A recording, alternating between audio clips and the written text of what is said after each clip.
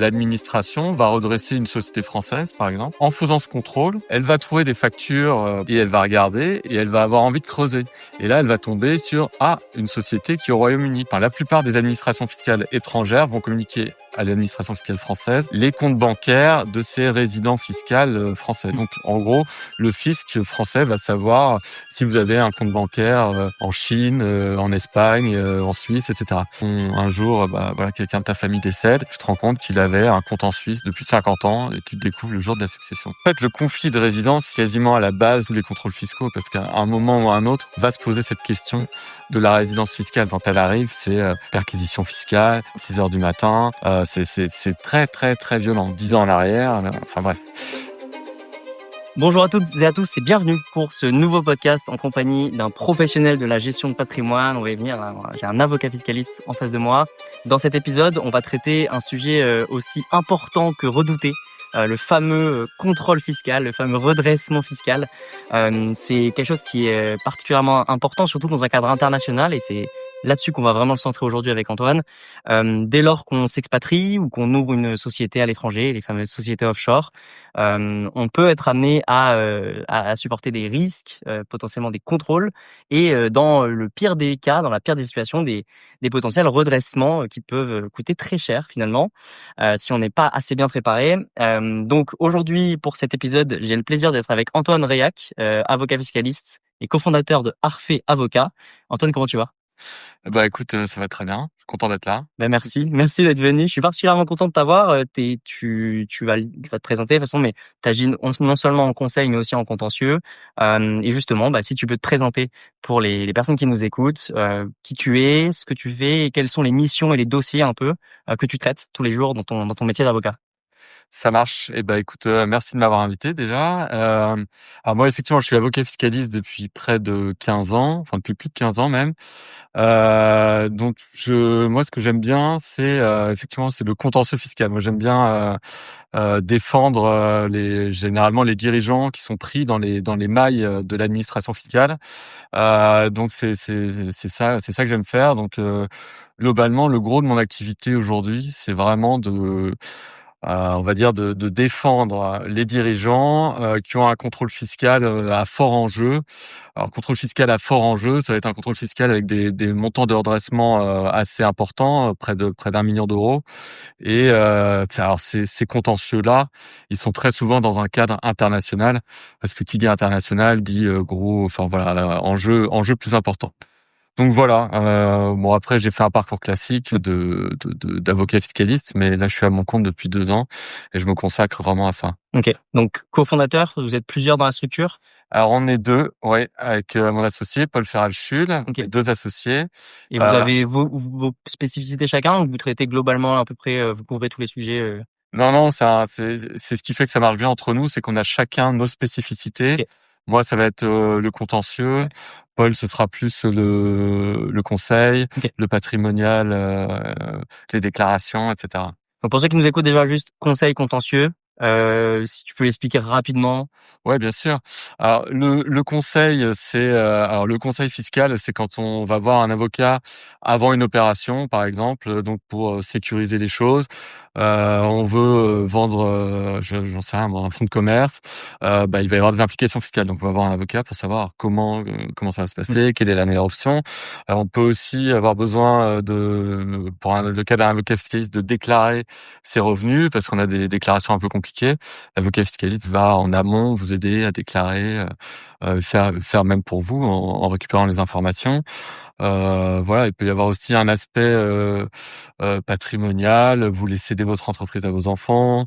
C'est comment se préparer, justement. C'est tout ce qui met en amont d'un potentiel contentieux, justement. C'est bien résumé. Effectivement, il y a le conseil on peut dire, ça vient en amont, et le contentieux, c'est ce qui se passe après. C'est dans le cas où on s'est pas fait conseiller ou mal fait conseiller, où l'administration vous tombe dessus, et où du coup il faut se défendre face à l'administration, parce qu'évidemment l'administration, si elle vient, c'est qu'elle pense qu'il y a une opération qui est contestable. Il y a un petit sujet. Il y a un sujet, et elle va essayer de redresser et donc de réclamer de l'argent. Top. Bon, bah, donc, dans ce podcast, pour être très pratique, je vous annonce vite fait le plan, hein, mais globalement, on va avoir d'abord les causes récurrentes de contentieux fiscal, justement, dans un cadre toujours international, hein. On va rester dans ce cadre-là, parce qu'on pourrait en parler des heures, je pense, du contentieux, mais le sujet ici, aujourd'hui, c'est toutes les situations d'extranéité. Donc, dès lors qu'il y a une société à l'étranger, ou qu'on s'est expatrié nous-mêmes, ce qui va être conflit de résidence et autres, tu en parleras bien mieux que moi. Ensuite, on verra comment se déroule concrètement un contrôle, parce que c'est vrai que ça peut paraître flou dans la tête et dans l'imaginaire de chacun. On a l'impression que on va avoir une descente chez nous et qu'on va nous amener dans la case prison si on a mal fait les choses ou qu'on est en situation de fraude. Enfin, on verra évidemment comment se défendre. C'est le propre de l'avocat, c'est le propre de ton métier. C'est ce que tu fais tous les jours à accompagner des entrepreneurs pour justement les défendre auprès de l'administration fiscale. On verra comment concrètement tu peux le faire. Et enfin, on verra le conseil du coup, tout ce qui se passe en amont. Donc, comment éviter toutes les situations que tu peux voir toi tous les jours et comment tu conseilles directement les entrepreneurs, les dirigeants, les personnes physiques, et même morales. On verra jusqu'où on ira, mais pour éviter les fameux contrôles. Donc, avant toute chose, première partie, hein, on va voir directement les causes récurrentes et le fameux pourquoi moi ou le fameux ça n'arrive qu'aux autres.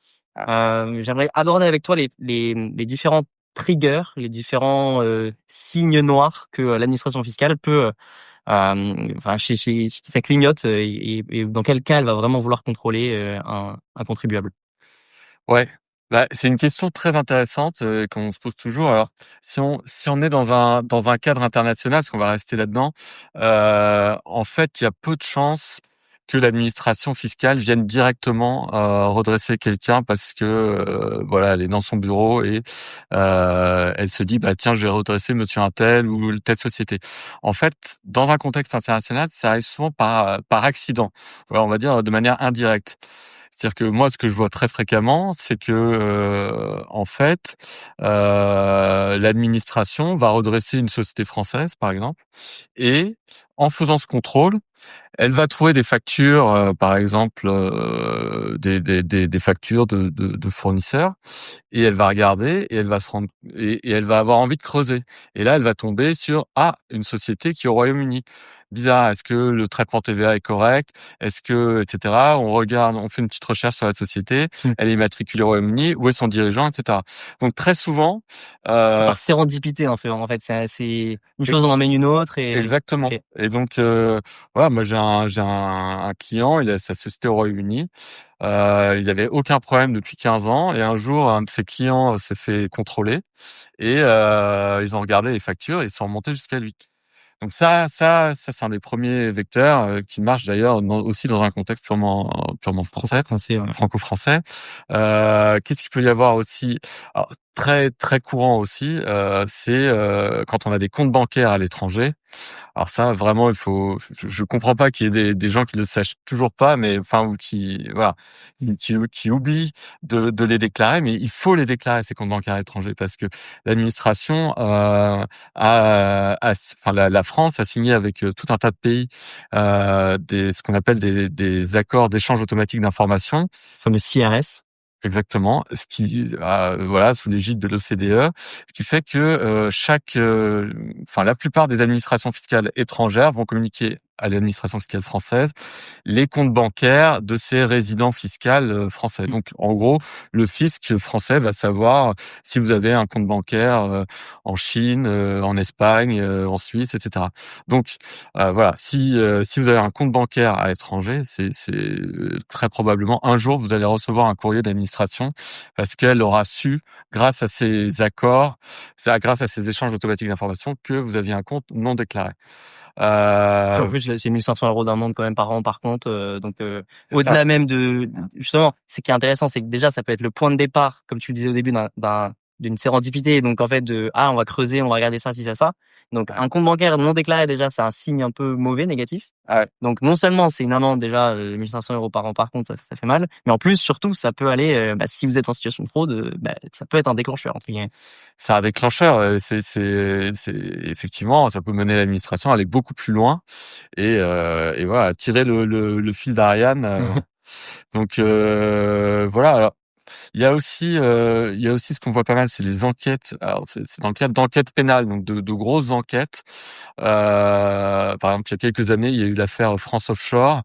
Donc c'est des enquêtes où en fait donc c'est la police, c'est pas l'administration fiscale tout de suite, mais ça va être la police, et les juges qui vont enquêter sur, par exemple, une officine, une société qui vend du rêve à des entrepreneurs français en leur disant arrêtez de payer des impôts en France, allez créer votre société au Royaume-Uni, Aux à US. Gibraltar, voire aux Les US ou fameuses ailleurs. LLC, LTD, c'est ça dont tu... Voilà, notamment. Alors dans l'affaire France Offshore, c'était Royaume-Uni, Gibraltar. Ouais.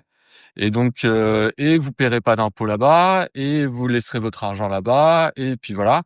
Et alors, c'est ces sociétés qui peuvent avoir pignon sur rue, France Offshore était même passé sur M6, etc. Donc, il y a plein de gens qui vraiment de bonne foi ont fait confiance à cette société.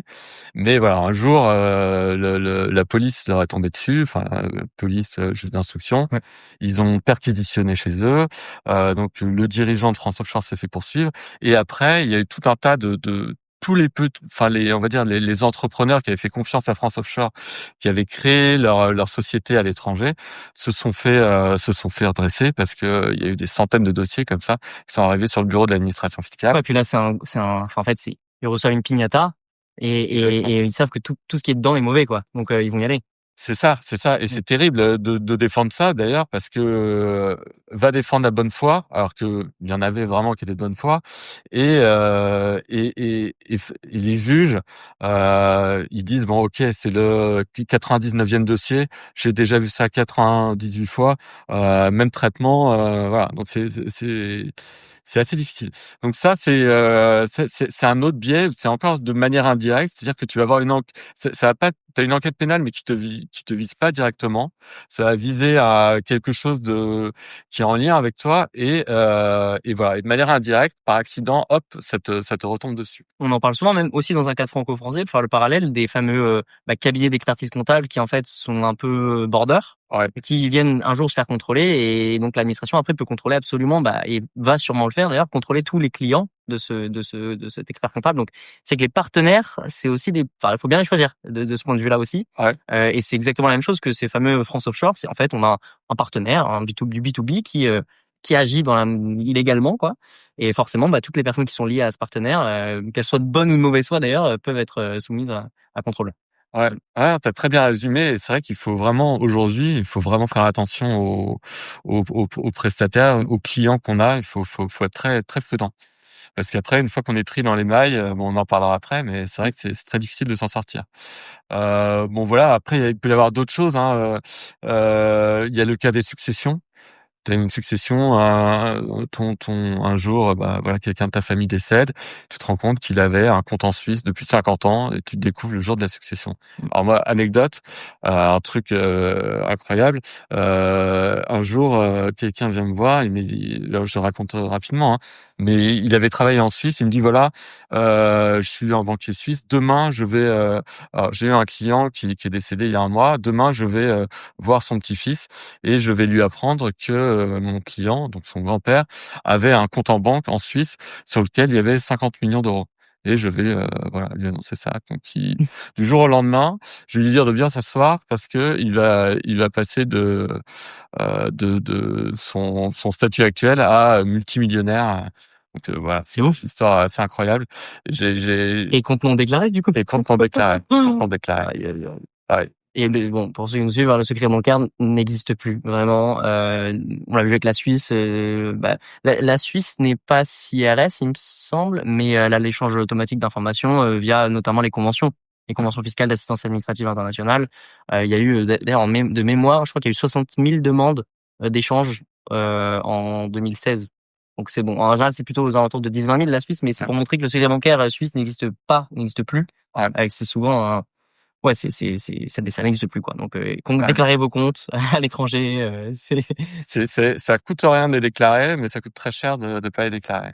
Voilà. Puis et vous êtes, donc après pour revenir sur donc ça c'est un peu les différentes méthodes on va dire, mais si on rentre un peu plus côté micro, ouais, les choses en fiscalité internationale, les montages, les situations vraiment qui, là, sont frauduleuses par défaut, par essence. Je peux penser au conflit de résidence. En fait, on s'est mal expatrié, on coche encore des critères du 4B, par exemple. Ou, voilà, si tu vois, toi, différentes, parce que bon, il y a la manière de trigger l'administration Ouais. fiscale, mais après, il y a aussi le sujet sur lequel les personnes sont en faute. Donc, quels sont ces sujets-là, principalement?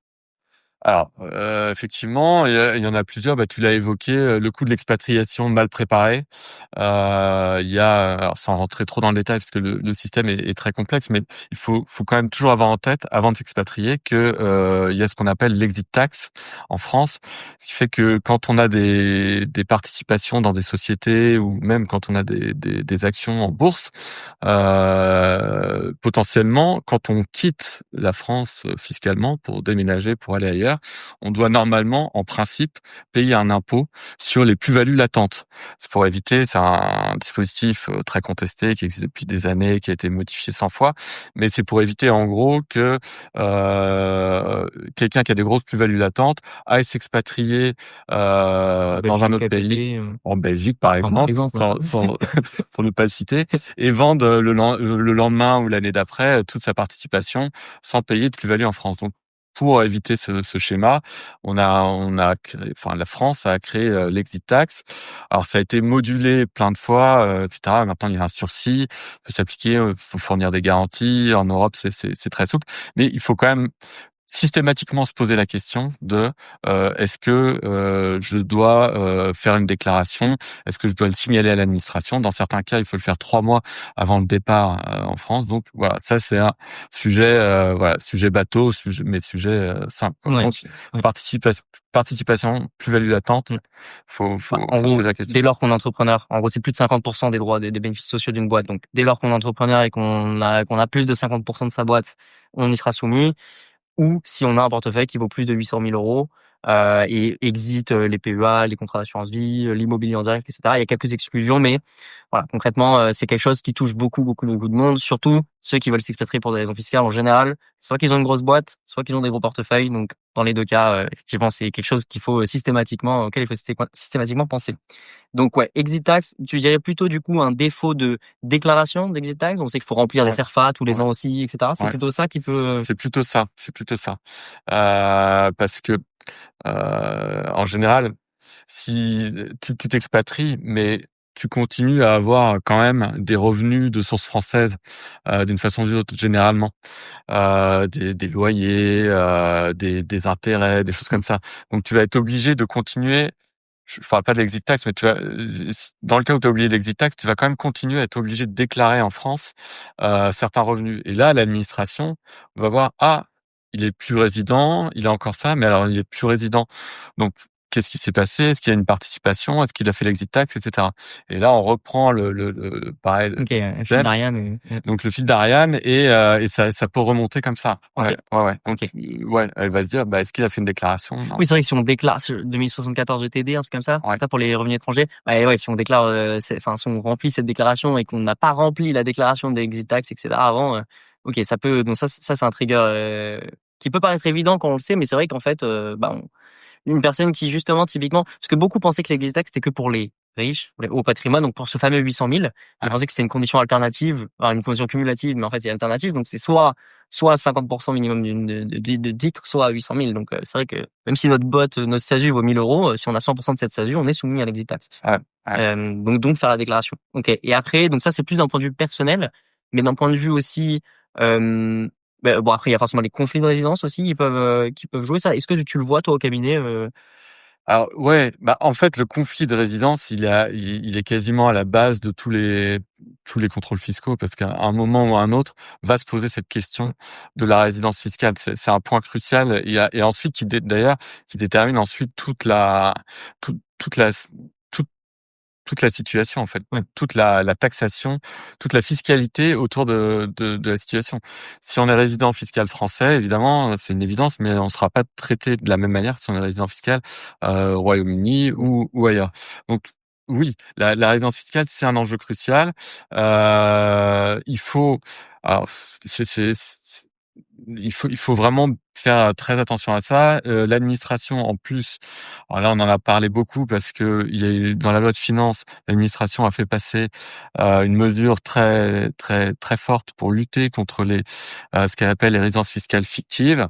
Ce fameux 3 à 10 ans là, c'est ça? Voilà, Ouais. donc ça veut dire que dans le cas où la résidence fiscale apparaît comme fictive, l'administration peut faire un redressement non pas sur 3 ans, mais elle peut remonter 10 ans en arrière. Donc c'est des contrôles fiscaux qui font très mal. Et voilà. Et la résidence fiscale, c'est très compliqué parce que c'est une question qui est toujours factuelle. Il faut bien retenir que c'est pas un choix. C'est une situation factuelle et c'est une situation qui peut toujours mener un peu à débat avec l'administration. Donc il faut ça c'est le point, enfin on en parlera après, mais Ouais. c'est vraiment le point à sécuriser avant tout départ à l'étranger, toute expatriation, mais Faut arrêter de croire que déjà la règle des 6 mois et 1 jour, ouais, bon voilà, le fait de poser ses valises dans un pays ne nous exclut pas forcément de payer nos ouais, impôts en France, parce qu'on peut encore rentrer dans des critères du 4V, et puis ne nous exclut pas non plus de payer nos impôts en France de source française, voilà, enfin pour les revenus source française, même si on est vraiment expatrié. Donc ouais. Ouais, donc le contrôle fiscal, c'est vraiment, et je pense qu'on y viendra effectivement plutôt après sur comment tu défends typiquement ce genre de ouais, cas, ouais, notamment sur apporter les preuves en cas de conflit. ouais, Ça, c'est quelque chose qui m'intéresse pas mal, parce qu'on est, moi, j'accompagne beaucoup d'entrepreneurs là-dedans, et c'est vrai que je les conseille en amont. Je fais ouais. du conseil. Par défaut, je fais pas de contentieux, je suis pas encore avocat fiscaliste. Tant mieux pour toi. Mais donc c'est vrai que le conseil, nous on conseille notamment de blinder les résidences, donc de vraiment s'expatrier, de le faire proprement et de vraiment couper le plus de liens possible, etc. Et surtout d'avoir de la substance le plus possible dans le pays d'accueil. Et donc on viendra là-dessus sur comment toi tu peux défendre ce genre de cas. Et après, d'un point de vue, je sais pas si tu fais aussi les situations donc là c'est tout ce qui est fiscalité patrimoniale, ce qu'on a vu, mais plutôt la fiscalité professionnelle, donc tout ce qui va être IS, même prix de transfert, je fais des choses comme ça, mais Mmh. des éléments qu'on peut voir souvent, par exemple une société typiquement offshore, alors qu'on est résident fiscal dans notre pays et on déclare pas l'IS dans le bon pays. Ça, c'est des choses que tu vois aussi. Ouais, ouais, beaucoup. Ouais. Alors un des cas les plus courants et les plus douloureux, j'ai envie de dire, c'est le cas de la société à l'étranger. Société, mais ça peut même être en Europe, hein, Royaume-Uni ou ailleurs, Espagne, enfin peu importe, et où le dirigeant reste résident fiscal français. Et alors ça, on se méfie pas. Enfin, je pense que les entrepreneurs se méfient pas parce qu'on se dit c'est une personne morale, elle est différente, même si elle paye ses impôts à l'étranger, au Royaume-Uni, Espagne, qu'importe. Dans la mesure, dès lors que le dirigeant est résident fiscal français, en fait, ce dirigeant est alors c'est un peu technique, mais il est réputé être un établissement stable de la société et en fait, il entraîne la taxation de tous les bénéfices au niveau français. Alors ça, on le voit beaucoup, beaucoup dans les sociétés de conseil, notamment, où quand tu as une société de conseil, t'as pas beaucoup Substance, de de substances. bureau, Voilà. pas d'usine. T'as pas d'usine, t'as pas d'immobilier. Tu peux avoir une adresse de domiciliation ou simplement un bureau à Londres, par exemple. Et si le dirigeant est français, alors ça c'est la tarte à la crème.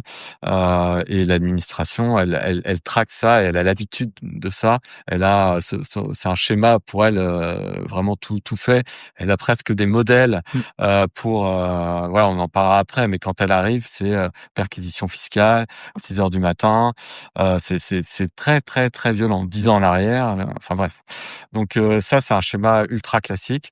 Et même, alors bon, je vais pas rentrer dans les détails de la jurisprudence parce que on peut quand même essayer de se défendre dans ces cas-là.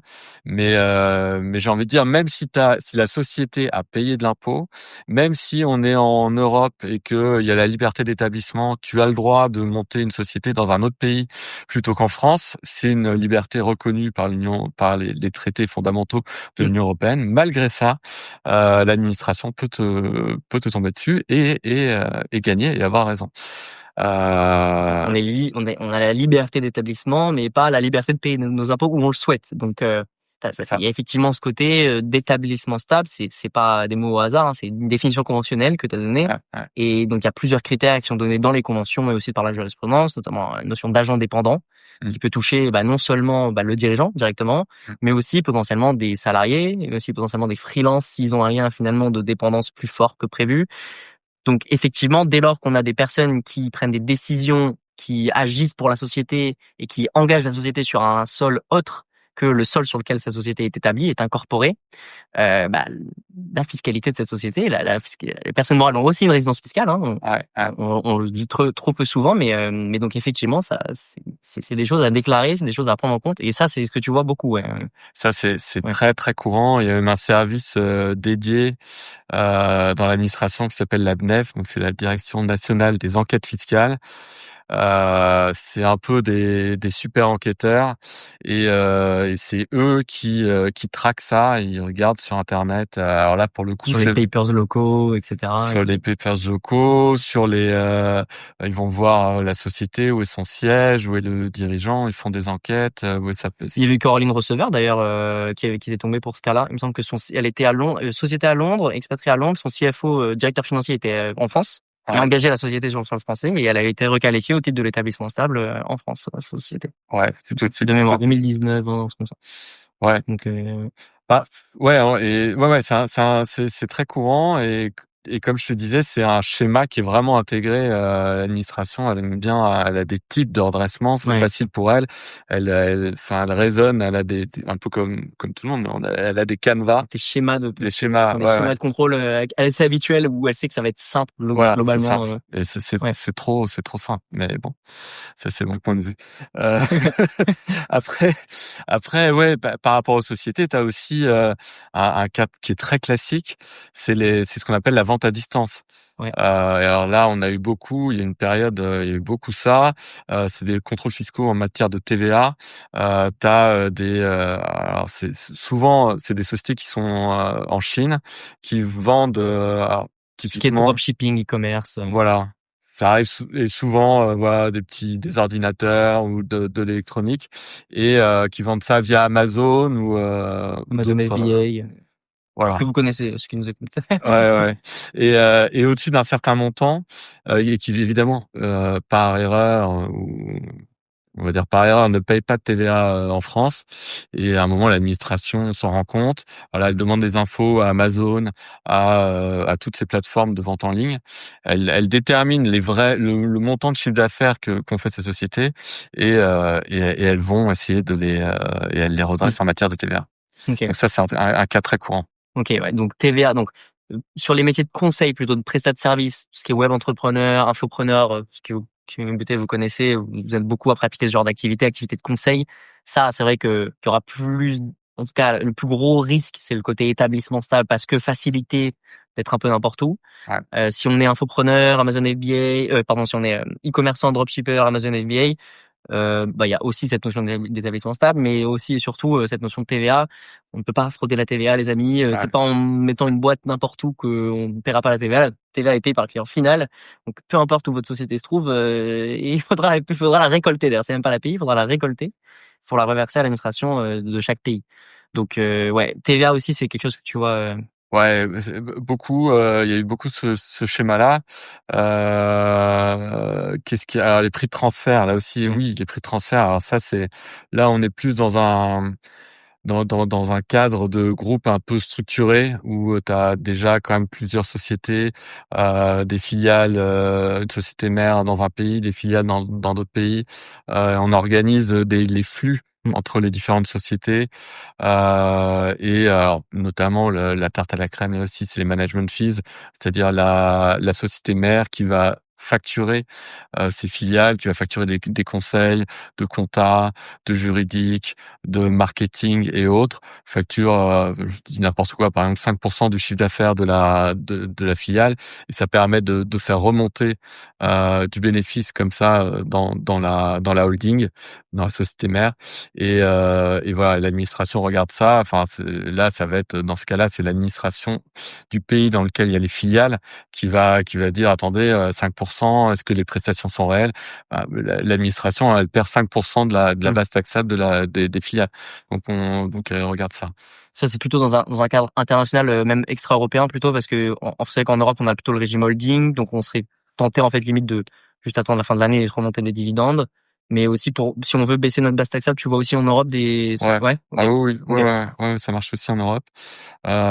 Et c'est vraiment un domaine alors, dans lequel l'administration se forme depuis plusieurs années pour essayer OK. de combattre un peu de combattre les sociétés et leurs conseils parce que quand tu fais ça, tu as une documentation prix transfert qui est très très très lourde, très documentée.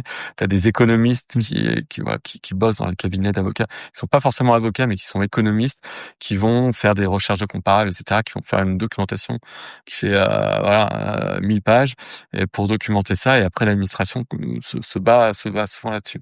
Et ça, c'est aussi tout ce qui est lié, enfin, c'est lié au profit shifting, c'est ça, Ouais, aussi tout ce qui va être du ouais, coup convention anti-BEPS, ouais, même instrument multilatéral, tout ça, c'est exactement. aussi pour empêcher Ouais, toutes ces choses-là. ouais. Donc voilà, et ça, on y viendra aussi peut-être, ou peut-être on peut en parler maintenant tout de suite, mais justement pour favoriser ces contrôles ou en tout cas pour améliorer la on va dire comment dire, la performance des contrôles fiscaux. C'est vrai qu'il y a des instruments qui ont été mis en place, des conventions qui ont été mises en place. Et est-ce que tu serais d'accord pour dire que c'est vrai que plus ça va, la direction globale des pays tend à avoir une transparence de plus en plus totale, un échange de plus en plus automatique. Mmh. C'est ça que tu vois toi dans la pratique. C'est ce qu'on dit en théorie, mais j'aimerais bien voir ton côté toi pratique. Ça fait 15 ans que tu pratiques, tu le disais. Est-ce que tu as vu quand même une augmentation des contrôles ou de la facilité de contrôler? Alors, ce que j'ai remarqué, c'est «l'éthique fiscale» entre guillemets qui a changé.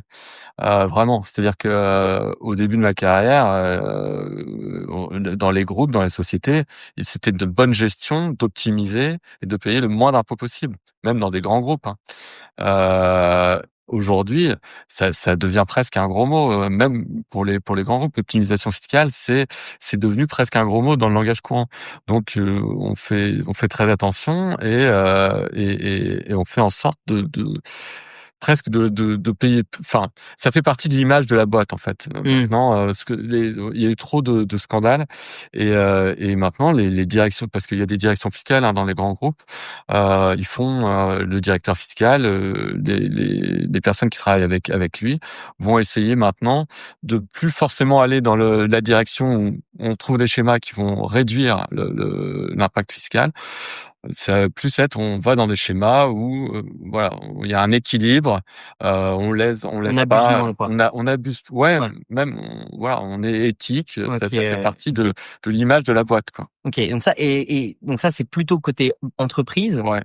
et c'est une conséquence, tu dirais, des contrôles qui ont été beaucoup, enfin très très forts ou Ouais, c'est que conséquence des contrôles et de l'opinion publique qui a ouais. changé. On a entendu parler enfin, il y a toutes les histoires, Oui, toutes les affaires de heu, comptes en Suisse, de comptes de déclarés, oui, d'optimisation. et même pour les grosses entreprises, Amazon qui paye pas d'impôts en France, Google non plus. Starbucks, Google, et cetera. Ça donne vraiment une mauvaise image, quoi. Les gens se disent: «Attendez, moi je paye mes impôts et eux, les grands groupes, ils font des milliards, ils payent pas d'impôts». Enfin voilà. Mmh. Donc On le voit souvent d'ailleurs dans les commissions d'enquête qu'il y a, on voit des grands patrons parler justement et se justifier des montages de différentes holdings et sociétés qu'ils ont opérées pour ce qu'ils disent eux des raisons économiques. En réalité, c'est sûrement des raisons fiscales, mais est-ce que c'est mal? Voilà, c'est une question aussi ouais, plus large. Mais est-ce que ça c'est plus personnel, mais la notion d'abus de droit, parce qu'il y a ouais, quand même cette notion d'abus de droit fiscal, non seulement en France, qui dit concrètement que même si un montage est légal, s'il a pour seul but d'optimiser la fiscalité, alors en fait il est illégal. ouais. C'est un peu ça. Est-ce que ça c'est quelque chose qui est vraiment utilisé?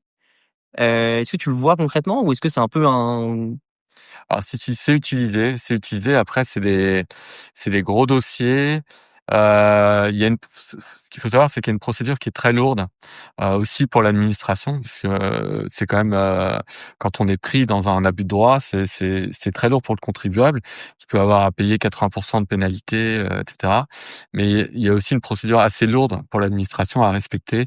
Donc, elle l'utilise pas on va dire qu'elle l'utilise pas très régulièrement, C'est pas mais son premier réflexe? c'est pas son premier réflexe. Alors, il y a aussi des débats sur ce qu'on a appelé l'abus de droit rampant, c'est-à-dire que l'administration va utiliser l'esprit de la procédure d'abus de droit, mais sans l'utiliser explicitement pour éviter justement cette procédure qui est très contraignante pour elle. Mais effectivement, cette mesure, elle est redoutable. Elle est redoutable pour tout le monde, pour tous les opérateurs économiques, les contribuables. Faut vraiment retenir que faudrait apprendre ça à l'école, quoi, presque. Il faut jamais faire une opération, un schéma. Quel qu'il soit, dans un but exclusivement fiscal. On n'a pas le droit. Alors ça s'appelle un abus de droit. C'est-à-dire que même si vous respectez la loi, dans la mesure où en fait ce qui vous guide, c'est d'optimiser votre fiscalité, bah, vous êtes dans l'abus de droit. Et d'ailleurs, j'avais pour se poser la question de savoir est-ce qu'on est dans un abus de droit, j'avais un mentor, enfin qui disait quand on se pose la question de savoir s'il y a un abus de droit, c'est que déjà potentiellement, on est dans l'abus C'est de une droit. question, il y a pas de, enfin, s'il y a un doute, il y a pas de doute, quoi. Voilà, ouais, c'est un Ouais. peu ça. Ok. Donc, Ok. ouais, voilà. Ok. Très intéressant. Je sais pas si t'as d'autres, avant de passer à la seconde partie sur vraiment comment se déroule concrètement un contrôle. Est-ce que tu vois d'autres, toi, auxquels j'aurais pas pensé, mais d'autres black swan, d'autres signes, d'autres triggers qui peuvent déclencher des situations internationales un peu que tu peux voir. Bah, oui, on a parlé des comptes bancaires étrangers. Ça, c'est non, je pense on a évoqué On a les brossé un peu principaux. le Hein. chemin. Ouais, ouais, ouais. Super. Ouais. Bah, du coup, on va passer directement à la seconde partie. Comment se déroule un contrôle, du simple contrôle sur pièce, tu vas y venir, au contrôle externe, au contentieux, potentiellement au redressement. On va faire tout le schéma de A à Z, quoi. Comment ça se passe concrètement? Typiquement, tu as quelqu'un qui vient, enfin, qui est client chez toi, qui sent qu'il a été mal conseillé auparavant, qui sent peut-être qu'il va se faire contrôler, et il arrive et il se fait contrôler. Qu'est-ce qui se passe? Alors, ouais, comment débute un contrôle fiscal? Alors, il y a généralement, dans la plupart des cas, ça commence toujours par un avis de vérification. C'est-à-dire que l'administration envoie un courrier formel en disant je vous informe que vous allez être contrôlé. Alors, cet avis, il doit respecter d'ailleurs certaines formes. Il doit mentionner les années, il doit mentionner les impôts et il laisse un délai qui doit être au minimum de 15 jours normalement aux contribuables pour se préparer. Ça mentionne aussi qu'il a le droit au conseil de son choix, enfin qu'il a le droit de prendre un conseil, qui peut d'ailleurs forcément un avocat, ça peut être un expert comptable ou voilà. Donc généralement, on reçoit un avis. Je parlerai après du contrôle sur pièce si tu veux, Ouais, carrément. Ok. mais pour que ce Ouais, soit bien sûr. plus clair, Je te laisse. mais on va dire que la plupart des contrôles commencent par un avis de vérification, enfin un avis de contrôle. Donc voilà, on a un peu de temps pour se préparer et on reçoit ça, voilà, un courrier recommandé. Alors quand vous voyez vous avez rien reçu avant, mais vous recevez un courrier recommandé de l'administration fiscale, c'est pas très bon signe. Donc on a 15 jours, t'as dit, pour répondre, ou c'est minimum 15 jours? C'est minimum Ok. 15 jours. C'est minimum 15 jours et généralement, l'administration demande à ce qu'on... Alors, ça dépend des cas. Soit elle demande à ce on la recontacte. Donc, il y a le numéro Ok. de l'agent pour fixer un rendez-vous, ou elle fixe d'emblée un rendez-vous qui doit être de plus de 15 jours, quoi. Ok. Voilà, donc le contrôle ensuite, il va se dérouler soit au siège de l'entreprise, soit dans les locaux de l'administration. Donc voilà, en général, on peut choisir. Généralement, tu as des entretiens peuvent durer entre une à 2 heures, où voilà, l'administration et le contribuable se rencontrent. Et pendant 1 heure, l'administration pose des questions. Voilà, telle opération. Alors ça commence toujours de la même manière. Alors quand c'est des sociétés, présentez-moi votre activité. Quelle est l'activité de la société, le chiffre d'affaires, les liasses fiscales, les 3 dernières liasses fiscales. Voilà. Puis après, elle rentre un peu plus dans le détail. Elle va demander aussi. Elle demande toujours. Je parle je vais parler des sociétés au début. Elle demande toujours ce qu'on appelle le FEC. Alors c'est vraiment horrible comme nom, mais c'est le fichier des écritures comptables. Ok. C'est une espèce de fichier Excel, mais c'est pas de l'Excel, mais avec toutes les opérations de la société pendant 1 an. Et grâce à ça, elle peut faire des recoupements, etc. Elle peut rapidement elle retrouve en fait toute la vie de la société sur 1 an. Voilà, donc ça, il faut présenter ce fichier au premier entretien. Et voilà. Ensuite, donc, je fais schématiquement. Il y a plusieurs entretiens comme ça. Ça peut aller jusqu'à 4, 5. À la fin, il y a une réunion de synthèse qui est la dernière réunion. L'administration dit voilà, moi, je pense que je vais vous redresser sur ceci, cela. Voilà. Et ensuite, elle envoie ce qu'on appelle la proposition de rectification, qui est un peu la facture. Donc c'est un Le coup courrier de près. synthèse, le coup près, avec les motifs de droit et de fait. L'administration explique en gros ce qu'elle redresse, ce qu'elle estime ne pas être bien fait pour la société, et le montant. Voilà. Et à l'issue de ça, tu as un délai pour contester. Alors tu as tout un tas de délais qu'on pourra peut-être détailler Carrément. après. Ok. Enfin, sauf si tu veux. Non, Ouais. bah, on pourrait aller, enfin, comme tu veux maintenant ou après, comme tu le sens, pour que l'explication soit le plus claire, mais déjà, ça l'était, donc, Voilà, donc effectivement, bah, on peut continuer dans la lignée. Donc, quand on reçoit la proposition de rectification, c'est ce qui clôture ce qu'on va appeler les opérations de contrôle sur place quand il y a un contrôle sur place. d'accord. Donc, une fois que la proposition de rectification est envoyée, l'administration ne revient plus dans l'entreprise, où on va plus voir l'administration pour parler Mais les faits sont établis. C'est-à-dire que, voilà, les choses sont c'est un peu fixées. comme si Ouais, on allait voir les juges du fond. Enfin, disons que les faits sont là. Et après, imaginons la cour de cassation, on va dire si le jugement est bon ou non, mais elle va pas retourner voir les faits concrètement. C'est ça. c'est ça. On va dire que voilà, les faits sont établis et puis après c'est du fourvoie. Donc je sais pas comment ça se passe. Ouais, alors effectivement, comme tu dis, ça fige dans le marbre quand même le montant. C'est-à-dire que le montant qui est dedans, c'est intéressant de le préciser quand même, c'est que l'administration ne pourra pas aller au-delà. Quoi qu'on fasse Ok. après, on peut contester, etc. Elle pourra jamais aller au-dessus. Elle pourra aller en dessous, Ouais. mais elle pourra pas aller au-dessus. Donc, quand on a reçu la proposition de rectification, c'est là que généralement les clients viennent. D'accord.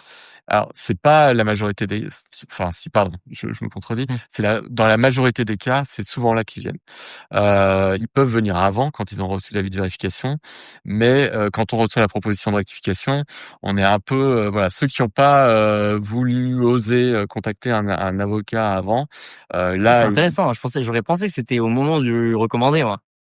Parce que aller faire les potentiellement 4-5 examens avec l'administration fiscale seul, non accompagné d'un conseil, c'est vrai que là c'est juste alors, bah, d'après moi, c'est un mauvais calcul ouais. de faire ça, mais il y a quand même OK. pas mal de gens qui le C'est font. sympa ça. Alors, qui peuvent être suivis aussi par leur expert comptable à ce moment-là. OK. Et l'expert comptable, au moment de la proposition de rectification, il dit bon, voilà, là, Ouais, mais moi, en je fait suis plus compétent. ils ont pas forcément passé le cap d'aller chercher un nouveau professionnel auquel ils ont pas forcément déjà été adressés et donc ils viennent plutôt te voir toi au moment de de la facture quoi. Ouais, OK. bah ouais, parce que effectivement, à ce moment-là, les choses sont figées et voilà, l'expert comptable a pu présenter les documents, la comptabilité qu'il connaît, etc. Là, après, on passe vraiment sur du juridique.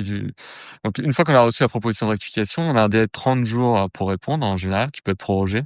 Donc, moi, évidemment, mon conseil, sauf si le contrôle est fondé, c'est de contester. Alors, évidemment, faut qu'il y ait Mmh. matière à contester. Mais dans la plupart des cas, il y a souvent des choses à contester. Ensuite, l'administration répond. Voilà, donc à l'issue de cette réponse de l'administration, soit elle maintient, soit elle abandonne complètement le redressement, soit elle maintient une partie. Donc voilà. Et à l'issue de ça, il y a encore d'autres recours qu'on peut faire. On peut saisir le supérieur hiérarchique du vérificateur, D'accord. qui est une Qui bonne. est oui, enfin c'est un nom cette étape enfin institution. Alors en général, il a un grade d'inspecteur principal. Ok. Je veux dire, il y en a plusieurs, quoi. C'est pas une autre institution, c'est vraiment l'administration fiscale, mais le mec de l'étage du dessus, quoi. En gros. En général, l'administration, elle est organisée en brigades. Ok. C'est des brigades de vérification. Et à l'intérieur de cette brigade, tu as des vérificateurs qui sont inspecteurs des impôts. Et il y a un chef de brigade qui, lui, D'accord. est inspecteur principal. Généralement, il peut aussi être inspecteur divisionnaire. Et c'est lui le chef, voilà, qu'on peut éventuellement aller voir Ok. quand il y a un contrôle. Et ça permet d'avoir un regard neuf. C'est plus le vérificateur tout seul qui répond sur et c'est très utile. C'est vraiment un moment très bien parce qu'on a quelqu'un qui a un peu plus de hauteur de vue, qui est pas engagé dans le contrôle lui-même. C'est pas Émotionnellement, lui. etc. Il est plus froid, ouais. Voilà, Ouais. il est pas émotionnellement et il y a des émotions dans un contrôle mine de rien. Même un vérificateur, s'il a passé 2 mois, 3 mois, 6 mois à contrôler et que potentiellement il s'est un peu voilà, il y a eu des frictions, parce qu'il y a souvent des frictions quand même, On y viendra etc. après, ouais, je vais te Ouais, dire un peu comment ça se passe concrètement humainement, mais donc, il veut pas, il ouais.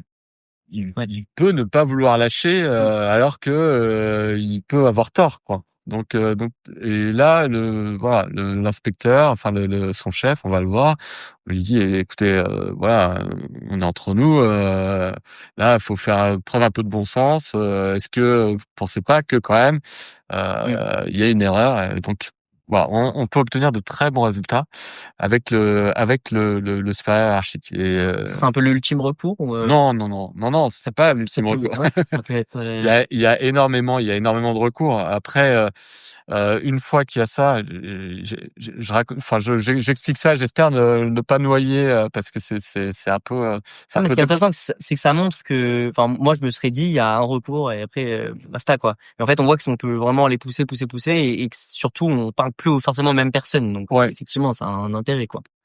Ouais, bah, schématiquement, tu as toute une partie où tu parles qu'il y a une seule personne qui est le vérificateur. Après, tu as un moment où tu peux parler à son chef. Après, tu vas avoir, les sommes vont être mises en recouvrement.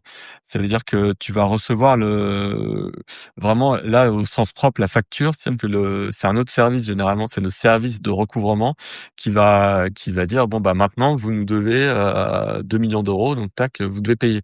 Une fois qu'on a reçu ça, on peut faire une réclamation contentieuse, donc encore un nouveau mais tu te retrouves normalement toujours un peu avec les mêmes interlocuteurs, donc bon, tu fais un peu pour la forme et après, si tu as un rejet de cette réclamation contentieuse, ouf, tu peux saisir le tribunal administratif et là, ça y est, tu arrives dans une nouvelle dimension où tu as plus l'administration en face de toi qui est juge et partie, Ouais. mais tu as le juge administratif, le tribunal administratif dans la plupart des cas, qui va arbitrer vraiment entre les arguments de l'administration Ok. et le contribuable de l'autre. Ok. Donc voilà, donc t'as, en fait, pour résumer, tu as tout un tas d'étapes. Alors le but du jeu quand tu défends le contribuable, c'est d'essayer de sortir le plus tôt possible de l'ornière, de faire tomber le redressement ou une partie du redressement le plus tôt possible Ouais. pour éviter que ça dure, que ça traîne, Ça peut etc. durer combien de temps, Alors un contrôle fiscal ça peut durer. Alors, le contrôle lui-même jusqu'à la réclamation contentieuse, ça peut durer entre 1 an et demi et 2 ans. Ouais, c'est beaucoup. C'est très long. Ouais. Après, tu rajoutes, tu Après, saisis. c'est toute une période où on paye pas. C'est une période où tu payes pas. Et c'est une période où tu payes l'avocat fiscaliste ou c'est l'avocat, il est payé plutôt à la fin, au début, les deux, Alors c'est une bonne question. Non, en général, tu payes l'avocat, mais enfin moi, ce que je prévois souvent, c'est un honoraire de résultat, Ouais. donc qui est en fonction du dégrèvement. Quand il y a un dégrèvement et qu'il est définitif, il y a un honoraire de résultat qui s'applique là-dessus. Mais non, il y a une partie des honoraires qui sont à payer. En revanche, on peut effectivement, et ça c'est un gros intérêt, on peut demander ce qu'on appelle un sursis de paiement, Mmh. ce qui permet d'éviter de payer les impôts tout de suite. Ce sursis de paiement, il peut courir, si on le demande, il peut courir jusqu'à la décision du tribunal administratif. D'accord. Donc schématiquement, entre le début du contrôle et la décision du tribunal administratif, peut se passer environ 3 ans. Ouais. Et donc pendant 3 ans, tu peux voilà, réussir à Visionner tous les ans un peu de. provisionner, mettre de côté, Ouais. effectivement, contester, ouais. Ok. Trop cool. Donc ça, c'était le contrôle sur place. Ouais. Ouais. Et donc, est-ce qu'il y a que deux types de contrôle, contrôle sur pièce, contrôle sur place, ou c'est encore différent? Alors, on peut faire différentes distinctions. Ouais. Il y a le contrôle, effectivement, il y a le contrôle sur place et le contrôle sur pièce. Là, quand on parle du contrôle sur place, on parle du contrôle soit des entreprises, Ouais. qui s'appelle une vérification de comptabilité. Ok. Alors, c'est facile à retenir parce qu'il y a comptabilité dedans. Donc, en fait, c'est les entreprises et les sociétés, c'est tout ce qui a une comptabilité. À partir du moment où il y a une comptabilité, l'administration est obligée de faire une vérification de comptabilité. Et il y a le contrôle sur place des personnes physiques qui s'appelle un ESFP, ça s'appelle l'examen de situation fiscale personnelle. Et voilà, en fait, c'est deux. Donc là, ça concerne que les personnes physiques. Ouais. C'est un contrôle officiel qui est long et dur parce que ça concerne les personnes physiques et c'est long. Donc Et est-ce que les deux peuvent être liés, ou par exemple, un cas typique, hein, tu t'expatries dans un pays, en Estonie par exemple, tu ouvres une LLC aux États-Unis. Bon, on va prendre plutôt une LTD au UK, donc une société opaque. Du coup, t'as potentiellement, imaginons, un problème de conflit de résidence sur ta personne physique à toi, parce que tu t'es peut-être mal expatrié en Estonie, donc t'as encore des liens avec la France. Et t'as aussi peut-être un sujet de, justement, que ceci implique aussi ton établissement stable, donc ta résidence fiscale, et donc, la résidence fiscale de la société. Donc, est-ce ouais. que les deux peuvent être liés, ou est-ce qu'un Ouais. contrôle, c'est forcément dans les motifs établis dès le début, soit vérification compta, soit EFSP? Non, non, t'as raison. Non, non, c'est une bonne question. Les deux, soit les deux sont déclenchés en même temps, soit l'un peut déclencher l'autre et Ok, tu peux avoir les deux en parallèle. ok, ouais, ok. Ouais, ouais. Donc ça, c'est le contrôle sur place, C'est le contrôle sur place. personne morale et personne physique. Et contrôle sur pièce, c'est quoi? Alors le contrôle sur pièce, on l'appelle aussi le contrôle du bureau, parce que c'est un contrôle qui se fait par le vérificateur dans son bureau. Donc il n'est pas, par définition, il n'est pas sur place. Et donc c'est un contrôle qui est plus léger, qui peut concerner à la fois des sociétés et les personnes physiques, mais dans lequel l'administration va juste regarder par rapport aux éléments qu'elle a déjà, et éventuellement en faisant une demande de renseignement ou de documents, comparer les choses. Mais globalement, c'est un contrôle qui est beaucoup moins contraignant, beaucoup moins coercitif, parce que le contribuable est pas sollicité. Et d'ailleurs, dans la plupart des cas, il ne sait même pas C'est qu'il même y a un pas. contrôle qui est fait. Parce que si l'administration a besoin d'autres documents, c'est potentiellement le comptable directement qui va lui donner, ou... Ça peut être le comptable, ça peut être le contribuable Ok. directement, mais Mais des fois, il y a mais rien. des fois, elle demande rien et ça lui, juste avec les éléments qu'elle a, elle fait avec ce qu'elle a. Ok. Et donc, si ça se trouve, aujourd'hui, tu as un contrôle sur pièce et tu ne le sais pas, moi aussi, on ne Ok. sait pas. Ok. Donc ça, c'est plutôt, ouais, un peu des... Est-ce que ça peut être du contrôle random, ou ça l'est quand même pas? C'est-à-dire qu'il y a jamais de hasard, vraiment. Il y a quand même des triggers. Ça peut être par Ouais. exemple on revient au début, hein, mais ça peut être par exemple, c'est une question, hein, mais un partenaire qui a été contrôlé, et donc en fait ils vont contrôler toutes les personnes qui ont traité avec ce partenaire, Ouais. dont toi, et donc en fait ils vont te contrôler sur pièce, mais ils ont pas forcément besoin d'aller directement toquer à ta porte, c'est ça? Ouais. C'est en général, c'est l'administration remarque une discordance entre les éléments qu'elle a. Par exemple, j'en sais rien, moi, ton employeur, il déclare tous les salaires qu'il a versés. Donc l'administration a cette info. Elle sait combien chacun a reçu de l'employeur. Et si toi, tu as déclaré moins dans ta déclaration de revenus en salaire, et ben ça fait tilt. Et donc elle va regarder et elle va faire un contrôle sur pièce. Elle Mm. va dire voilà, vous avez déclaré 100 000 euros en moins, donc on vous redresse. Ok. T'as une déclaration de succession et et une déclaration d'IFI pour ton bien immobilier. Dans un cas, il vaut 1 million, dans l'autre, il vaut 2 millions. L'administration dit, il y a une discordance, tac, je le redresse à l'IFI ou succession selon le cas. Au niveau du droit à l'erreur, est-ce que c'est quelque chose qui existe vraiment, ou c'est un mythe? Ça existe. Alors d'après moi, c'est pas assez mis en œuvre, mais ça existe dans certains cas, on l'a. Alors trop souvent, c'est pour des petits sujets où l'administration veut pas s'embêter, mais c'est très dur de défendre le droit à l'erreur quand il y a des gros enjeux. J'imagine. Et évidemment, on le soulève à chaque fois. D'ailleurs, ce dont on parlait, les histoires d'établissement stable, Ouais. quand tu as une société à l'étranger, il y a, dans la jurisprudence, il y a le droit à l'erreur, c'est consacré même par le Conseil d'État, mais l'administration se bat bec et ongle Ça s'oppose un peu au fameux nul n'est censé ignorer la loi, quoi. C'est un peu ouais, les deux phases où en fait d'un côté on a le droit à l'erreur, mais d'un côté on doit connaître la loi. Donc si on doit connaître la loi, on n'a pas le droit à l'erreur. Enfin, Des fois, c'est un peu. C'est cette règle de nul n'est censé ignorer la loi. Elle veut rien. Enfin, Mm, malheureusement, elle a aucun sens mm, aujourd'hui. mm, En tout cas, en fiscalité. ouais, Tellement de règles, tellement de, ça change presque tous les jours. c'est ça. La jurisprudence, les nouvelles doctrines, on peut, enfin, on Ouais, ignore la loi fiscale, oui, c'est c'est sûr. impossible de. C'est sûr. Mais il y a quand même ce principe qui existe, le droit à l'erreur, il faut l'invoquer et ça permet d'éviter des majorations et d'avoir des intérêts de retard réduits quand l'administration veut bien l'admettre. Après, on peut se battre aussi pour essayer de le faire reconnaître, mais Bon, et là, anecdote perso, mais c'est une question. Moi, ouais. j'avais oublié de déclarer un compte à l'étranger. Voilà, me dis pas ça ici. Ah, ouais. Et ça va, je suis pas encore Vas-y. fou allié. J'avais oublié de déclarer un compte parce que c'était un vieux compte quand j'étais parti en Erasmus. Je pensais l'avoir clôturé et en fait, il n'était pas clôturé. Ah ouais. Donc, j'ai oublié de le déclarer.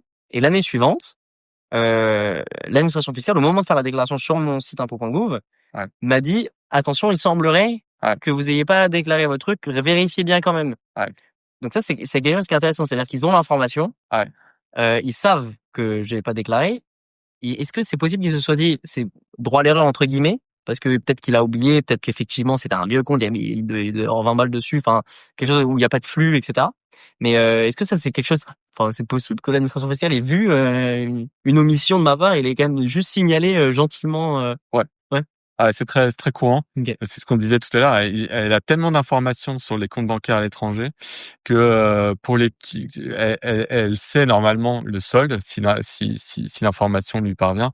Et voilà, typiquement, si tu avais 20 euros, elle s'est dit bon, je le signale, Oui. mais je vais pas aller faire un contrôle pour ça. Je vais pas, voilà. Mm. Si tu avais eu 1 million d'euros sur ton compte, ça serait, je Ouais. peux te garantir que ça serait pas passé pareil. Bon, bon, ma pauvreté fait mon bonheur. Donc, ok, donc contrôle sur pièce, contrôle sur place, on l'a vu, c'est bien distinct quand même. Concrètement, donc on a parlé de durée. Est-ce que je veux rentrer un peu plus dans le détail sur toi, ton ressenti de ces contrôles-là quand tu accompagnes justement les contribuables, enfin tes clients qui viennent te voir. Tu l'as évoqué rapidement tout à l'heure, mais l'humeur qu'il y a, enfin Mm. que le contrôleur a, le contrôleur des impôts, est-ce que c'est vraiment, est-ce que la philosophie est différente en fonction du contrôleur? Est-ce que globalement ils appliquent tous à peu près les mêmes règles et le même état d'esprit? Enfin, est-ce que c'est une question bête, mais est-ce que tu dis ah bah putain c'est Monsieur Dupont, je sais qu'il est un peu relou, alors que si c'était Monsieur B, c'était plus tranquille. Est-ce que ça arrive vraiment ou parce Alors, moi j'ai eu des échos d'amis à moi, de clients, de partenaires qui se sont fait contrôler. Tous n'ont pas eu du tout le même ressenti, bien que ce soit d'ailleurs les mêmes personnes qui se soient fait contrôler 2 fois, donc pas par la même personne. Donc est-ce que c'est un mythe ou une réalité quoi finalement? ah non, non, mais il y a plein de façons de répondre à ta question. Déjà, normalement, il y a ce qu'on appelle la charte du contribuable. C'est-à-dire que le vérificateur, quand il fait un contrôle fiscal, il a une charte qu'il doit appliquer. Ok. Il doit faire en sorte que les débats se passent sereinement, que ce soit dans un climat apaisé. Voilà, il Un doit peu un guide de bonne conduite quoi. un guide de bonne conduite. Il doit toujours y avoir un débat oral et contradictoire, etc. Donc ça, c'est un peu la théorie. Après, effectivement, un contrôle fiscal peut être très variable en fonction de la personne du vérificateur que tu as en face de toi. Et j'ai envie de dire du contribuable aussi. Ouais, bien sûr. Donc les deux jouent, mais effectivement, il y a il y a des contrôleurs qui sont très durs, ou alors, enfin, t'as différents types. À force, je finis par avoir un peu des caractéristiques. Mmh. Un des pires, c'est ceux qui sont très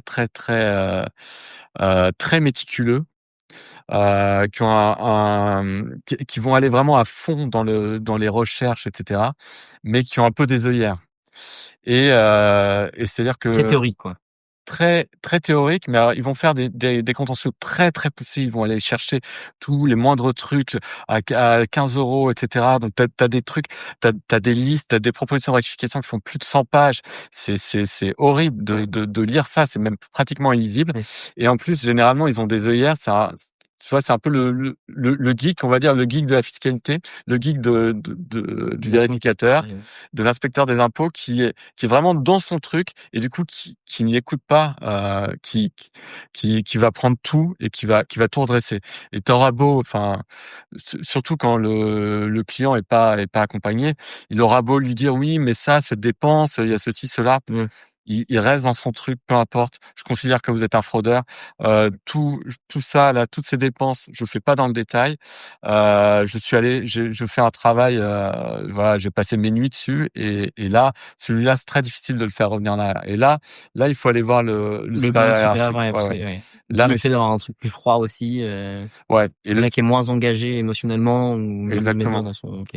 exactement, parce qu'en plus, le supérieur hiérarchique, il sait Ah, il connaît, comment il lui, l'est. c'est un Voilà, il peu. sait qu'à chaque fois, c'est des redressements à je sais pas combien, et que l'autre vérificateur, il fait des trucs beaucoup plus sensés, il y a moins de contentieux, etc. Donc, D'où l'intérêt, typiquement, par cette diversité des contrôleurs, enfin, quand tu dis des les vérificateurs, vérificateurs, ouais, ouais. d'où cette diversité-là, enfin, d'où l'intérêt de se faire accompagner aussi, parce que justement, si entre guillemets, on s'arrête à la première décision et qu'on va pas essayer d'aller pousser plus loin avec un avocat, bah, les contrôles peuvent être complètement divers et dispares, en fonction de qui on a en face, quoi. Donc, Tout à fait, tout à fait. Et j'ai envie de dire, une fois que les choses sont gravées dans le marbre, quand on ouais. parlait de la vérification de comptabilité, la Mm. proposition de rectification, c'est beaucoup plus difficile. Il faut vraiment ramer pour, Ouais.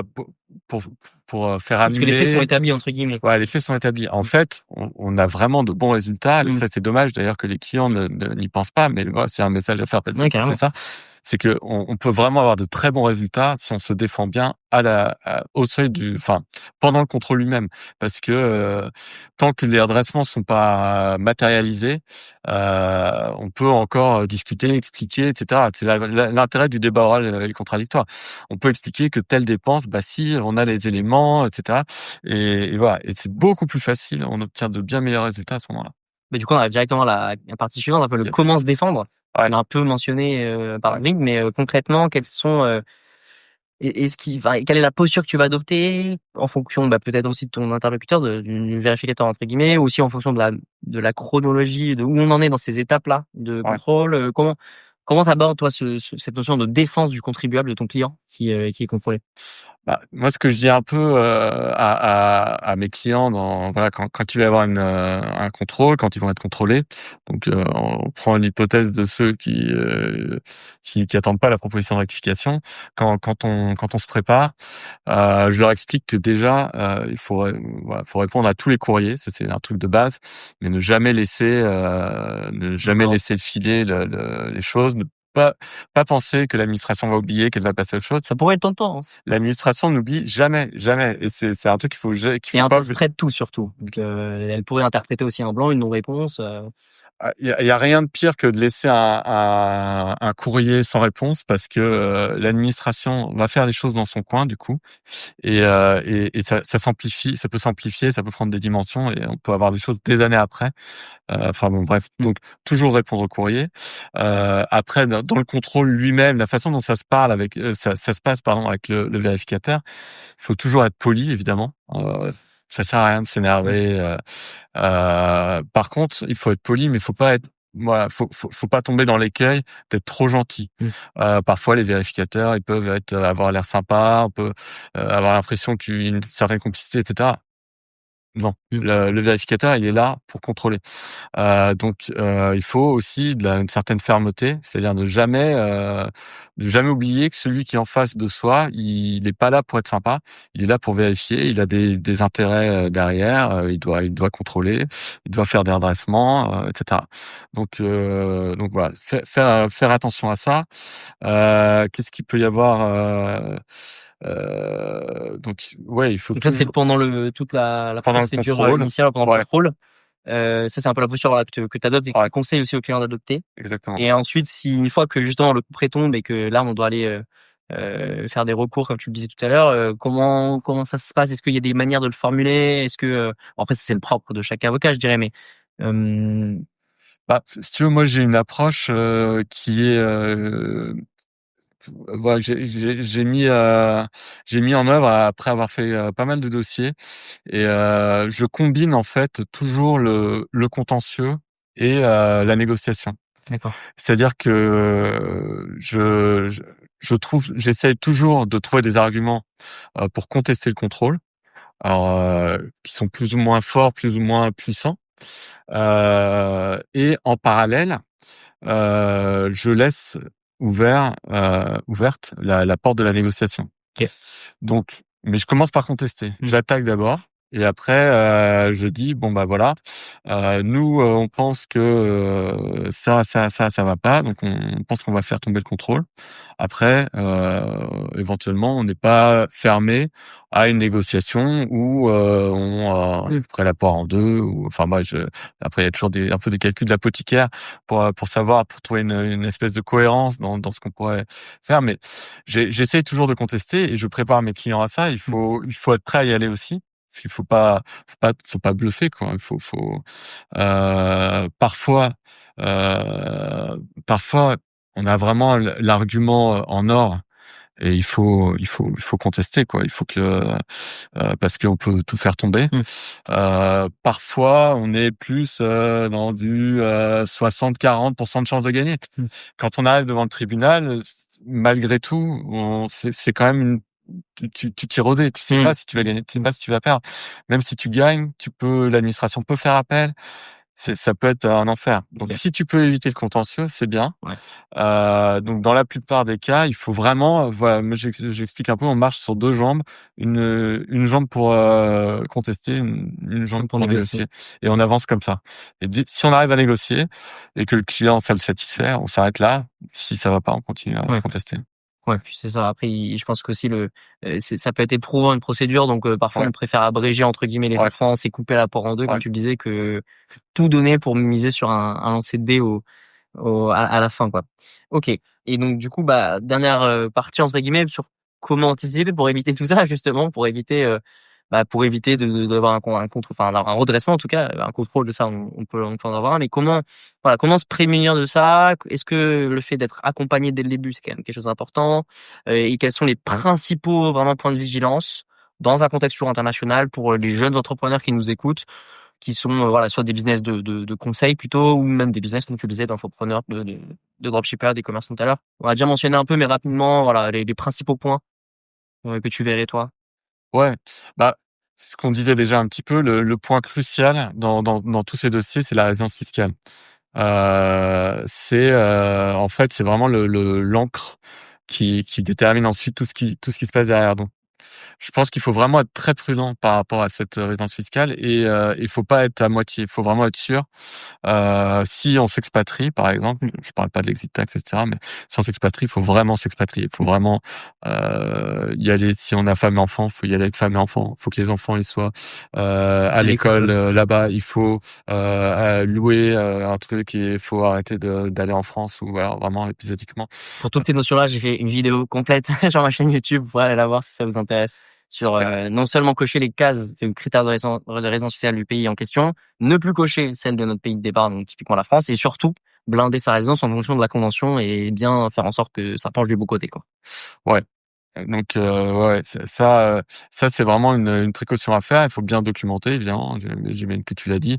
L'administration, dans ce genre de contentieux, elle va vérifier les factures d'électricité, factures de téléphone, enfin tout vraiment. C'est des débats après qui sont vraiment très poussés là-dessus. Et justement, juste sur ce petit point, contrôle fiscal, potentiel double imposition, on regarde la convention qui va déterminer la résidence. On arrive en général aux deux premiers critères qui sont un peu là où j'ai l'impression que tout se joue globalement sur les critères notamment centre des intérêts vitaux, etc. J'ai l'impression que c'est vraiment des critères très factuels, c'est des faisceaux d'indices, c'est des faisceaux de preuves entre guillemets. Est-ce que là-dessus le contribuable, comment ça se passe concrètement sur une notion juste de contrôle purement de résidence fiscale? Il a pas forcément une société, etc. Mais c'est juste on contrôle ta résidence fiscale, on pense que tu es encore résident fiscal français. Toi, tu te considères résident fiscal estonien, polonais, allemand, j'en sais rien. On regarde la convention et là, comment est-ce que toi, t'as aussi déjà conseillé des clients sur justement apporter les bonnes preuves, les bons indices, les bonnes factures, tout ça. Est-ce que vous avez vraiment le droit à parole là-dessus ou Ouais, bah c'est ce qui est très courant dans ce genre de dossier, c'est effectivement de faire une étude de résidence fiscale. Voilà, d'évaluer en fonction de la situation et du droit. C'est-à-dire le droit, c'est le droit interne et ensuite la convention fiscale en fonction du pays, des pays concernés. Et on va aller regarder vraiment factuellement aussi tel critère s'applique, tel critère, etc. En fonction de ça, on fait vraiment une analyse Ouais. très poussée pour dire, voilà, on pense que vous êtes effectivement bien résident fiscal dans tel pays ou dans tel pays, ou on va dire il y a un risque. Ok. Donc ça peut se faire aussi en amont, potentiellement, Ah ouais. potentiellement du contrôle, quoi. On fait une étude de résidence fiscale, et justement, toi, c'est ton boulot de regarder, de faire une étude préalable ou Ouais. un potentiel contrôle qui pourrait coûter cher. Justement, ça rentre dans ce côté de conseil pour prévenir et non pas subir, quoi. Bah, la plupart des gens qui ont l'habitude d'être conseillés et qui font ça et qui, on va dire, qui ont l'habitude peut-être des avocats, etc., le font en général. Ça peut passer par des rescrits, peut-être aussi. Ça peut passer par des Ouais, choses comme ça ou. ouais, le rescrit, c'est pas hyper courant pour les personnes physiques, D'accord. mais alors il y a un rescrit établissement stable, après qui est pas hyper courant non plus, pas ça peut être un peu piégeux, mais non, la consultation, c'est un bon point, Ouais. sauf s'il y a pas de sujet, mais il faut évidemment bien documenter. Et puis faut se méfier de tous les schémas un peu flous. Faut vraiment avoir des choses solides, quoi. Une bonne documentation juridique, pas faire des trusts à Gibraltar ou des trucs un peu. Ouais, faut toujours. Enfin, faut Arrêtez aussi. d'écouter des vidéos, Ouais, des vidéos de YouTube de personnes qui n'ont ouais, jamais fait d'études là-dedans, des ouais, vendeurs de sociétés offshore. Je parlais tout à l'heure de France Offshore ou autre, ouais, mais voilà, tout ça, à éviter de double-checker, regarder le pédigré de la personne quand même, ce qu'elle a fait avant. C'est une personne qui s'est simplement expatriée et qu'elle est dans une optique de pas vu, pas pris, parce que ça, c'est malheureusement quelque chose quand même qu'on voit beaucoup, et j'imagine que tu vois aussi beaucoup. C'est cette fameuse prescription en droit fiscal qui est assez longue, hein, qui va jusqu'à 10 ans, on le disait. ouais, Donc, une personne peut très bien être dans une situation d'illégalité, ne pas s'être fait contrôler pendant 7, 8, 9 ans, et du coup, donner l'impression aux autres qu'elle est dans son droit, dans ouais. une situation légale, et donc que les autres personnes peuvent finalement la copier, la recopier, et ces personnes-là pourront se faire contrôler à tout moment. Et ça va jusqu'à 10 ans. Donc ça, c'est quelque chose, j'imagine, que tu dois voir aussi sur ce côté.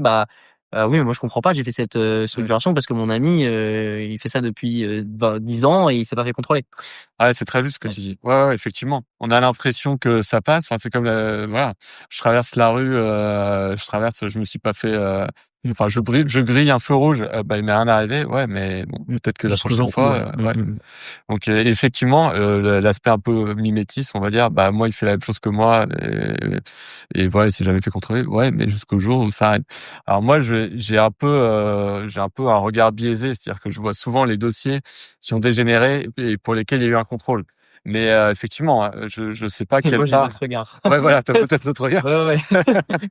Justement, dans une position plus de conseil que de contentieux, je Ouais, vois beaucoup plus de personnes qui sont vraiment mal structurées, ouais, qui ont par mimétisme, comme tu disais justement, hein, qui juste refont des schémas, reproduisent des schémas, soit qu'on leur a conseillé, parce que des personnes qui n'ont absolument aucun droit de conseil là-dessus, mais leur ont conseillé, soit qui ont juste recopié des schémas ou des montages que des amis avaient faisaient. Donc c'est vrai que moi je vois plus ce côté-là. Ouais. ouais. Après, voilà, c'est une question un peu psychologique, savoir si on peut vivre avec le risque. Il faut savoir aussi qu'on peut régulariser ces situations aussi. Ça c'est Ça, c'est intéressant. Ouais. intéressant, ouais. C'est intéressant. Il y a notamment, pour la question, encore, j'en parle souvent, mais parce que c'est des dossiers que je vois très souvent, la question de l'établissement stable, parce que c'est un sujet donc où effectivement l'administration revient 10 ans en arrière, tu as des majorations de 80%, donc ça fait très très mal. Intérêt de retard. Intérêt de retard, gros redressement, et puis va justifier tes dépenses d'il y a 10 ans. C'est déjà l'année dernière c'est compliqué, et quand c'était il y a 10 ans, 9 ans, 8 ans, c'est très compliqué. Tu vas récupérer le potentiel impôt que tu as payé dans l'autre pays que tu aurais pas dû payer, hein, Ouais. concrètement aussi. Alors ça, il y a des procédures spéciales. Ah, Yves, d'accord. on n'en a pas parlé. Ouais, qui sont prévues dans les conventions Ok. pour éviter cette double imposition. Donc ça c'est bien, mais c'est un peu compliqué, mais Ouais. ça se fait. Par contre, oui, les personnes qui seraient dans ces situations un peu floues et qui ont des scrupules, Ouais. elles peuvent régulariser auprès de l'administration. Il y a un service dédié, Ok.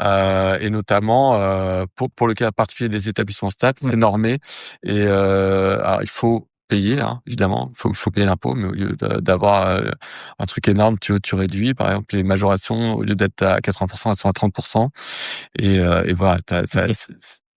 ça permet d'éviter un gros choc que l'administration Un tombe empilement dessus. de. Ouais. Ça s'emballe, quoi. exactement. Ok, donc ça c'est important aussi. Et donc ça c'est en compagnie aussi d'un avocat. Ouais, il vaut mieux le Ouais. faire avec un avocat pour le bien. Ouais. Ouais, ouais. Parce qu'il faut, ouais, C'est vrai qu'on pourrait voir des personnes qui se disent ah mais là je sais que je suis pas bien, mais en gros ça fait 9 ans, enfin ça fait 7 ans que je suis comme ça. Il me reste 3 ans, je sais que ça passe pas, mais si je le dis maintenant en fait, j'ai peur que ouais, on aurait pu se dire qu'en fait si on disait à l'administration, on aurait pu se faire contrôler ou quelque chose comme ça, que ça aurait pu être un déclencheur de contrôle. ouais, Mais c'est vrai que le fait de s'avouer entre guillemets ouais, coupable, ça nous permet d'éviter, d'abréger les peines quoi. ouais, Ok. ouais. Ça c'est hyper important. Dernier petit mot avant de passer à la dernière petite section de petits quiz rapide que j'ai prévu. Mais si t'as quelque chose que tu vois particulièrement souvent, tu l'as dit, les notions d'établissement stable, c'est quand même quelque chose que tu vois beaucoup. Ouais, ouais. Quels autres conseils tu pourrais donner à un jeune entrepreneur qui nous écoute et qui se dit, qui rêve enfin qui rêve, hein, qui souhaite en tout cas s'expatrier peut-être, ou qui est déjà expatrié, qui est dans cette logique d'avoir quand même plusieurs structures peut-être à l'international ou une structure en France encore, etc. Toi, tu conseilles quoi? Tu conseilles justement d'aller se faire une étude potentiellement auprès d'un avocat pour étudier la situation. Qu'est-ce que tu pourrais conseiller à quelqu'un comme ça? Qui n'est pas sûr d'être en faute, qui n'est pas sûr non plus d'être totalement en règle, qui se pose des questions. Qu'est-ce que tu pourrais lui conseiller? Bah, effectivement, alors je prêche un peu pour ma paroisse, mais je dirais que faire un audit, ça c'est Mmh. ce qu'on fait au cabinet, un audit de la situation pour savoir si effectivement il y a des zones de risque et éventuellement si après avoir identifié ces zones de risque, chercher des solutions pour pallier pallier ces zones. Ça c'est l'idéal. Mmh. Et si ces jeunes entrepreneurs ont voilà la possibilité de mettre un peu de budget là-dessus, c'est voilà, la tranquillité d'esprit. Mmh. T'as ensuite un schéma classique, mais aussi un schéma qui fonctionne bien. C'est des bases solides, c'est hyper important. Mmh. C'est hyper important. Ça, c'est vraiment quand tu arrives peut-être à un niveau de maturité, il faut bien se structurer. Enfin, il faut d'abord auditer, effectivement, voir les zones de risque et ensuite voir les améliorations qu'on peut faire. Et on peut faire des choses. Trop bien. Ok, ben on passe dans la petit quiz rapide de 1 minute. J'ai tout simplement parlé de ce sujet-là qu'on allait aborder ensemble, le fameux contrôle fiscal international, auprès d'amis à moi, de personnes qui sont peut-être expatriées, etc. Et j'ai récupéré des idées reçues, des idées principales, des phrases qu'ils m'ont dit, et tu me diras vrai, faux, euh, avec peu ou pas d'explications. L'idée, c'est de faire un quiz assez rapide, des questions assez simples qui seront simples pour toi, mais que des questions que certaines personnes se posent, ou en tout cas des idées reçues. Alors, pas forcément. D'ailleurs, il y a eu assez peu de contrôle à l'ISF, à l'impôt de solidarité sur la fortune, et assez peu de contrôle sur l'IFI. Après, c'est vrai que l'administration, elle vise voilà, à partir du moment où on a plus de 200 000 euros de revenus, on commence à plus s'intéresser à l'administration, mais ouais. Ok. Alors non, c'est pas forcément illégal, mais bon, déjà le mot société offshore, enfin les deux mots société offshore, ça sent pas très bon. On préfère les sociétés étrangères quand on est complètement légal. Ah non non non non non non, on peut se défendre. Le mieux étant de se défendre le plus tôt possible, mais non non, on peut se défendre. Non non, il faut pas oublier ça.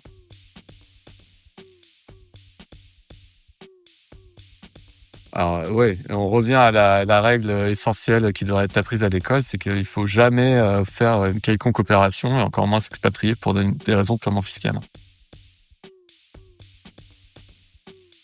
Alors si il a accès à la plupart des comptes grâce à l'échange automatique d'informations. Possible si on n'a plus aucun revenu de source française, ouais, ouais. Mais bon, à partir du moment où on a des revenus de source française, ça peut se compliquer. Attention quand même. Super, merci beaucoup Antoine pour ce podcast. Bah, J'espère que merci à ça toi. a plu à tous ceux qui nous écoutaient. Je vais mettre de toute façon tous tes liens, tes coordonnées pour que les gens te contactent directement. Justement, s'ils sont dans ces situations de flou ou qui veulent faire un audit ou au pire des cas, s'ils sont en situation de contentieux, j'espère que ils ont pas attendu ce podcast pour faire appel à un avocat. Mais si jamais c'est le cas, au moins ils sauront où te trouver. Je mettrai voilà tous les liens en bas. N'hésitez pas à me suivre, à liker cet épisode et à le partager à vos amis qui veulent s'expatrier potentiellement, des entrepreneurs que vous connaissez qui sont dans des situations internationales. N'hésitez pas voilà, à me dire ce que vous en avez pensé, à le partager, à liker, à vous abonner. Il y en aura un peu plus plein d'épisodes comme ça, que ce soit en fiscalité internationale, en contentieux. On en a fait d'autres sur la chaîne. Je vous invite à aller les voir. Il y en aura bientôt des prochains. Je vous dis à la prochaine et portez-vous bien. Ciao.